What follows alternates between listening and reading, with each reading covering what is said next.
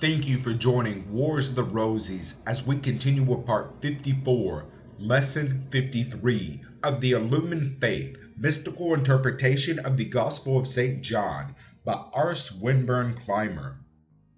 Lesson 53, Esoteric Interpretation of the Crucifixion as it concerns mankind generally. Man is placed on earth through his earth parents. His parents give him a body. God gives him the breath of life, which is called the Spirit. God also places within him at birth a tiny spark, or seed, of the divine nature. This, the divine spark of a soul, is a part of God. It belongs to God so as long as man does not develop it or make use of it. Man also has a mind, but the mind is the result of the combination of body, spirit, and the divine spark of a soul. It is not immortal or eternal as an entity. Accurately speaking, the mind is the workman that is to build a house, the immortal soul. It is at liberty, however, to build on the sands or upon a rock. The mind of man receives impressions from two sides, the solar and the fleshly. Through associations with people and ideas, it becomes awakened to the divine law in its etheric and moral aspects, and in its standards of right and justice and fair dealing in the practical affairs of life. On the other side, it is influenced and actuated by impressions and desires that originate in the flesh and in fleshly personality.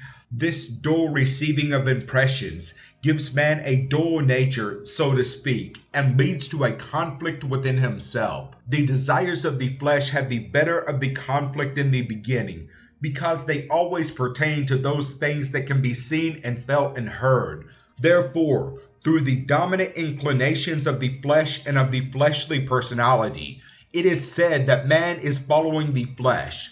The divine urge within is quickened and active to an extent, and seems to beckon to higher and better things, yet it cannot point to anything tangible or outwardly visible that it desires. Therefore, the carnal man is prone to consider the prompting of the divine urge as foolish. These promptings from two sides result in a discordant nature, and man is in the unhappy state of inner turmoil and unrest. He is uncertain which voice to believe and which to follow. This is carnal man. The more sensual he is, the less he recognizes the divine promptings within, silently beckoning him to nobler and purer and more profitable things. Indeed, it is possible for him to give the lower tendencies such supremacy in his nature and to live such an ignoble life that the divine urge is lost to view or covered up altogether. Of this point, nothing more need be said here.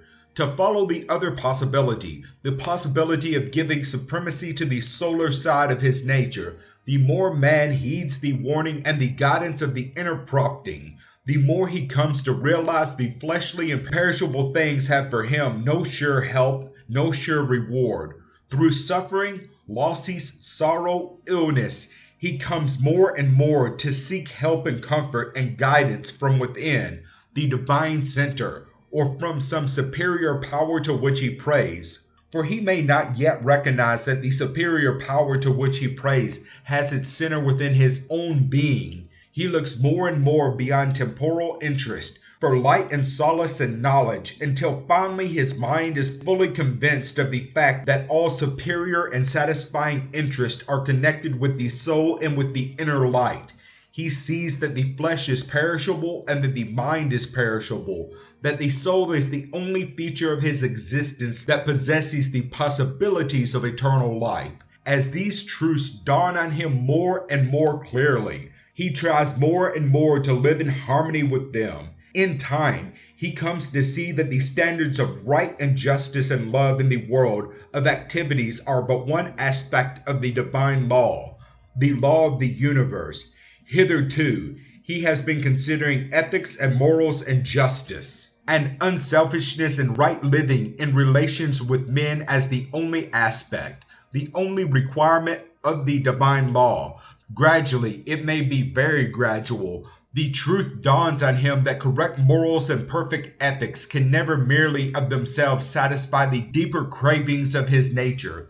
the deepening of his desire for inner victory, for right thinking and right feeling, the craving for an understanding of the deeper things of life, the longing to understand the divine law in its esoteric sense, the craving for harmony within himself. These things lead him to earnest search and eager investigation. Prejudice after prejudice falls away.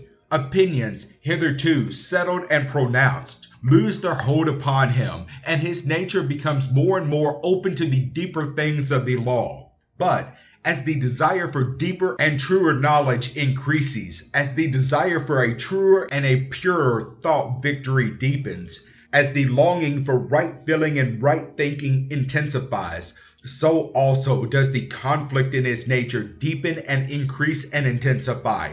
The seriousness of the task of overcoming the undesirable tendencies of his own inner, hidden thought kingdom leads him more earnestly to seek the way, the truth, and the life, whereby he may be able to gain the superior mastery he so much desires, to understand the way, the truth, and the life, the underlying moral and ethereal standards of right living in relations with men. One aspect of the divine law is not so difficult, but to determine the way, the truth, and the life, whereby one may establish the Christ ideal as an ever-present vitalizing principle and dynamic force in one's own inner thought world. Another aspect of the divine law that is more difficult, but if he persists in heeding the light that is already his, and in obeying the law as he already understands it, fuller and fuller light, and a clearer and still clearer knowledge of the law become his. Eventually, he comes to see something very specific and defined in Jesus' words, "I am the way, the truth, and the life." He sees that in order to know the truth that sets one free from sin and error of thought, in order to know the mode of life that is an exponent of the divine law, in order to know the way of salvation, he must develop the Christ of his own being. He must seek the kingdom of heaven within. He may have long been convinced that the Christ potentiality is in every man, that the divine spark of a soul is in every human creature, that the kingdom of heaven is latent in every being, for these principles are one feature of the divine law. But now he becomes convinced that there is a still deeper aspect even of the esoteric features of the divine law, namely, that there comes a time in man's experience when he must make definite, specific application of the law in developing the Christ potentiality within his own being. These are divine laws, often called natural laws, properly so called too, which underlie nature's forces, fire, air, water, magnetism, electricity. Man may gain practical knowledge of these laws, so that he may hasten and guide and control, and make use of them for his own good. Likewise, there are divine laws, often called psychological principles, properly so called too, which underlie the invisible forces of man's interior kingdom, his kingdom of heaven. Furthermore, it is possible for man to gain a practical knowledge of these laws and principles. It is possible for him, through accurate knowledge of the creative functions of thought and through obedience to the divine standard of thought mastery, to hasten and to guide and to control and to make practical use of the finer forces of his own inner kingdom, his own universe.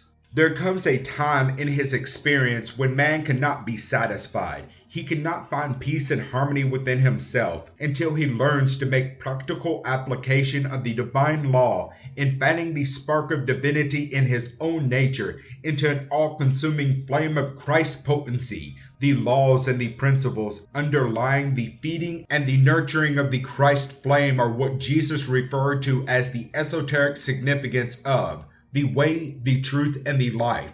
The way involves a systematic course of self-training and self-discipline. The truth involves a comprehensive, ever-expanding knowledge of the divine law. The Christic interpretation, the life, involves an intelligent system or mode of simple, healthy living, all conducive to developing a conscious, dynamic, vitalizing Christ flame or individualized soul consciousness.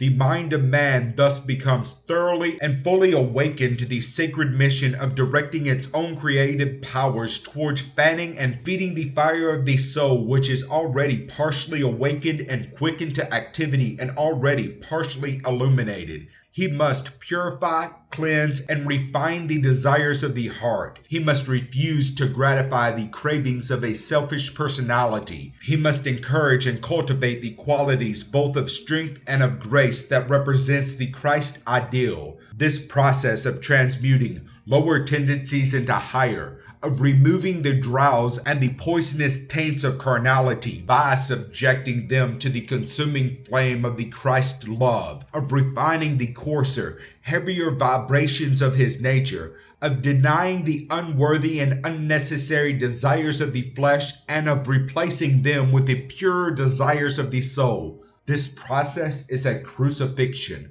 From this point of view, the crucifixion is not an instantaneous act, but a prolonged process. It is a period often attained by sorrow and suffering, but the mind that is fully aroused to its mission will not give up, and with every victory comes greater strength. With every conquest comes renewed courage.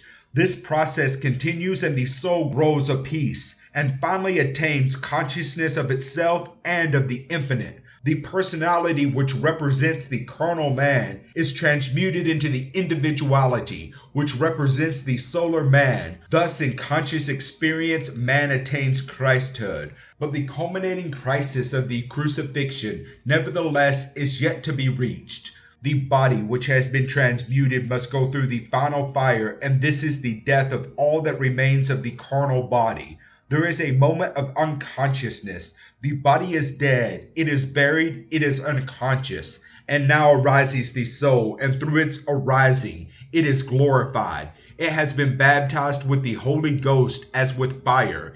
It is the Son of the living God. It knows the Father and is at one with the Father. This is the climax of illumination. This is the resurrection that follows the final crucifixion and burial. This is the end and the goal of the great work.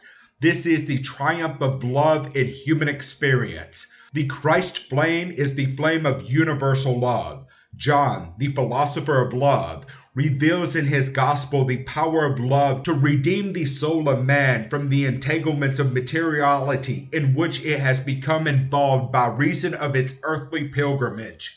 More than this, he reveals the power of love to lay down the body and to rise it up again, the power of love to glorify the sting of death, the power of love to demonstrate that death is swallowed up in victory. Behold what love, what boundless love the Father hath bestowed upon us, that we should be called the sons of God. Thank you for watching, and please don't forget to share, like, subscribe, and comment. And if you can, please consider donating to Wars of the Rosies, and links to PayPal and Patreon are in the description. Thank you so very much.